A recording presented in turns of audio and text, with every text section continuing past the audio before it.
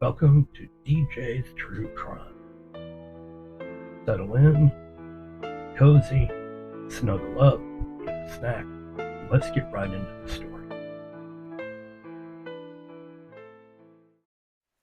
The disappearance, Deorr Kunz. Child vanishes, and everyone left becomes a suspect.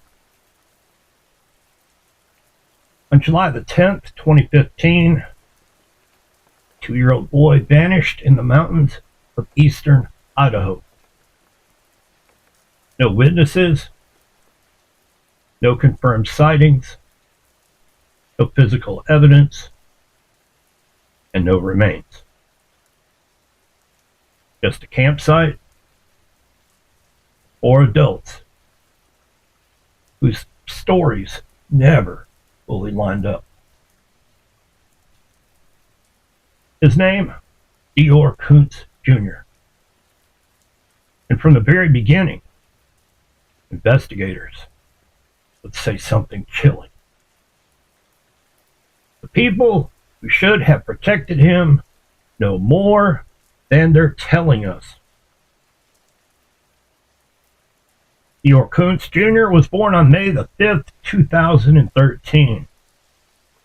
Friends and family described him as energetic, curious, verbally delayed but expressive, attached to familiar adults. He was just 2 years old when he disappeared. He lived primarily with his parents, Jessica Kunz and Deorr Kunz Sr. Their relationship was very unstable. Friends later described it like this: frequent arguments, financial stress, temporary separations. By the summer of 2015, tensions were really high. And then came the camping trip. July the 10th, 2015.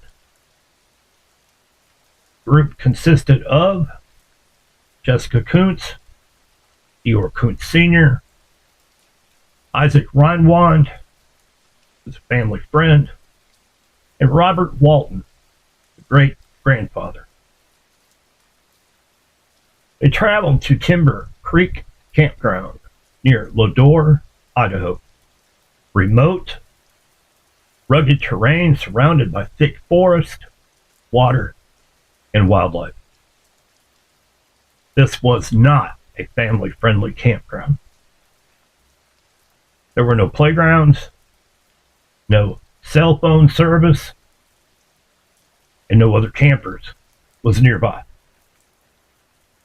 According to the parents, Deorr was alive, walking around the camp, playing near a creek, and he was last seen between 2 o'clock and 2:30 p.m.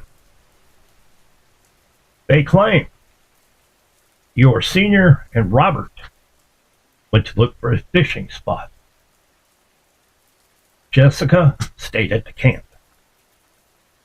Deorr wandered out of sight for less than 10 minutes. When they realized he was gone, they started searching. By 4:30 p.m., authorities were called. But from the very first interview, investigators noticed something was wrong. Some of the red flags they noticed were inconsistent statements.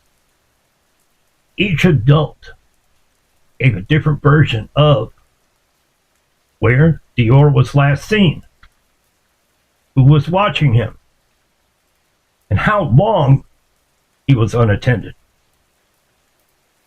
Timelines changed. Details shifted. Key moments were rewritten. The police noted that no two stories matched.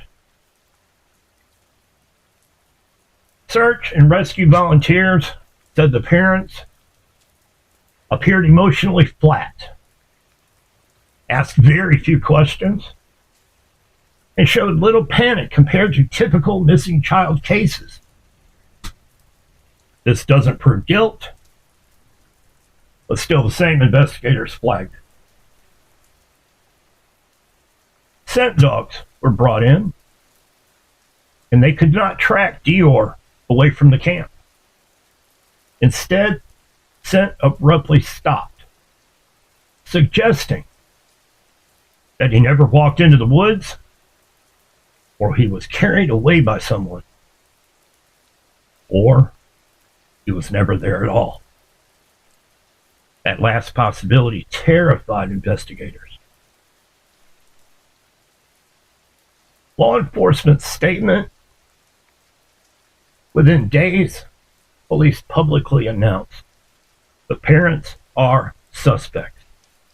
Not persons of interest, suspects. Why? There was no evidence of a wandering toddler. In true wilderness disappearances, search teams usually find clothing, footprints, fabric, and remains. Here, there was nothing. Despite hundreds of searchers, helicopters, dogs, and drones, not one physical trace. Now, the behavior after the disappearance: they failed multiple lie detector tests. They're not admissible in court. They are very influential. They became very defensive in the interview, and they accused investigators of targeting them unfairly. Police countered with this: we are following the evidence and the lack of it. Later, investigators revealed Deorr's grandparents were also under scrutiny. Conflicting accounts emerged about Deorr's health. Questions arose about custody tensions. The investigation widened, but never moved away from the family. Now, there were some alternate theories, and this is why the police rejected them.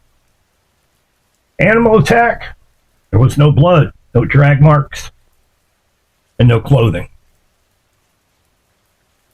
Abduction by a stranger: there were no witnesses, no vehicles reported, and no history of predators in that area.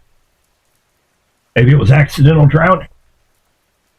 The creek was shallow, and it was searched extensively, and there were no remains downstream. Each theory collapsed under scrutiny, and only one possibility remained: that someone there knows what happened. So, where does the case stand today, 10, 11 years later? Deorr Kunz has never been found. No arrests have ever been made.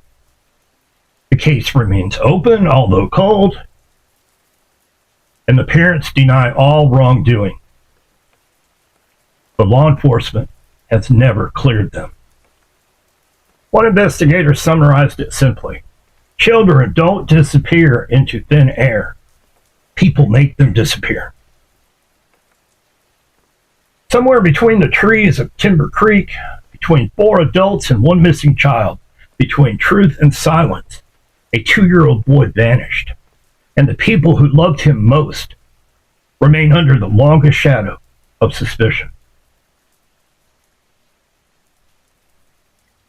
Now, since Deorr Kunz went missing, his parents are not separated, they are divorced, claiming public scrutiny came between their marriage. I'll let y'all be decided that.